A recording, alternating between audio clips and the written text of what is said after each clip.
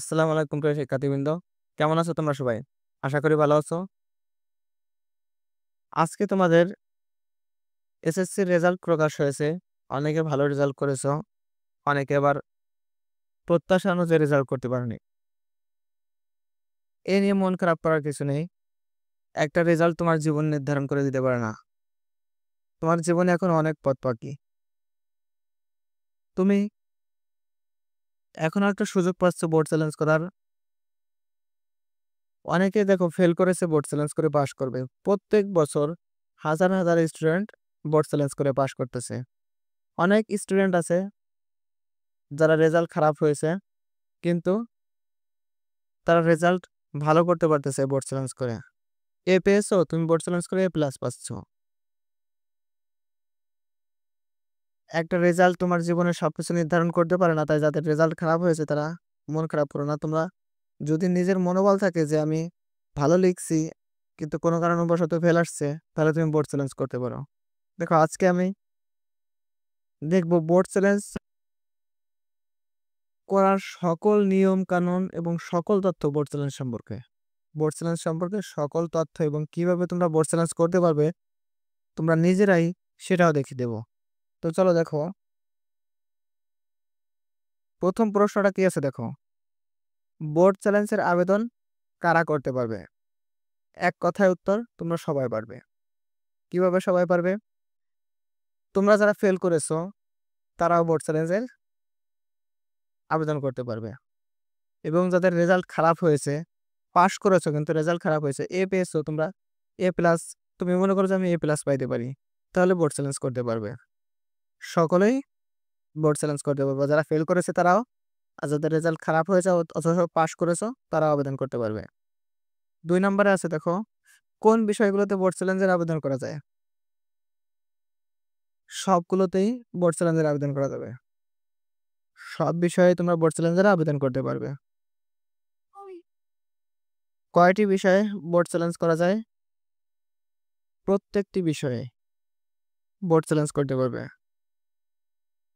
Board চ্যালেঞ্জে নম্বর কমে কিনা? না, বোর্ড চ্যালেঞ্জে কখনো নম্বর কমে না। তুমি বোর্ড চ্যালেঞ্জের আগে মনে করো পেয়েছো 30, কিন্তু বোর্ড চ্যালেঞ্জের পরে তোমার খাতায় গুণে দেখা যাচ্ছে তুমি পেয়েছো 25। তোমার সে জায়গায় 30ই থাকবে, 25 দেবে না। কিন্তু তুমি যদি বেশি পাও তাহলে বেশিটা দেবে। বেশি যোগ হয় কিন্তু কম কখনো বিয়োগ হয় না। তাই বোর্ড চ্যালেঞ্জে নম্বর কমার কোনো সিস্টেম নাই।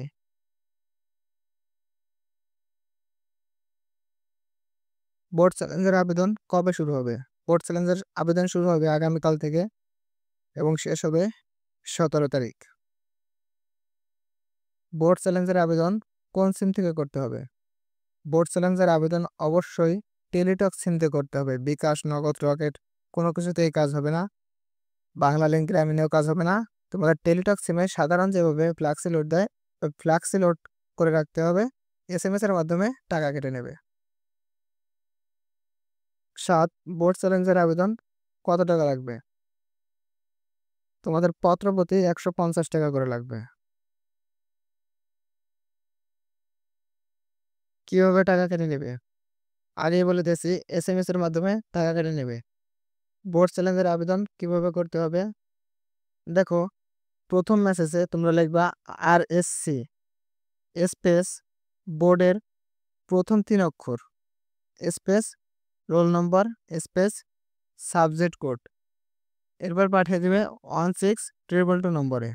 উদাহরণ দেখো, RSC ঢাকা বোর্ডের জন্য DHA এবং তোমার রোল নম্বর, তারপরে পত্র কোড, সাবজেক্ট কোড পাঠিয়ে দেবে 16222 নম্বরে। দেখো উদাহরণ 2, RSC ঢাকা বোর্ডের DHA, তারপর রোল নম্বর, শেষে তোমরা যতগুলো পত্রের জন্য আবেদন করবে সেই পত্রের কোড নাম্বারগুলো দেবে। দেখো একটা ফিডব্যাক মেসেজ আসবে। মেসেজে তোমার কয় টাকা কেটে নিয়েছে এবং একটা পিন নাম্বার দেবে। কয় টাকা কেটে নিয়েছে এটা দেখাবে এবং একটা পিন নাম্বার দেবে। তুমি ফিরতি SMS করবে RSC স্পেস ইয়েস স্পেস যে পিন নাম্বারটা দেবে সেই পিন নাম্বার।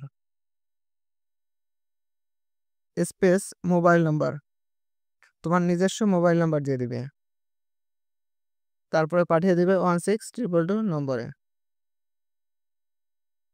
উদাহরণ RSC space S space pin number space mobile number, তারপরে পাঠিয়ে দিবে 16222 নম্বরে। 10 বোর্ড চ্যালেঞ্জের ফলাফল কত তারিখে দিবে?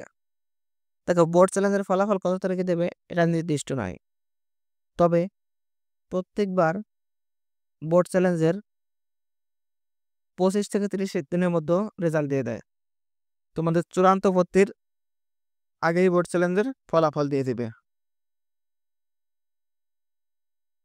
প্রিয় শিক্ষার্থীবৃন্দ, শিক্ষা সম্পর্কিত যে কোনো সঠিক নিউজ সবার আগে পেতে অবশ্যই চ্যানেলটা সাবস্ক্রাইব করে রাখবে।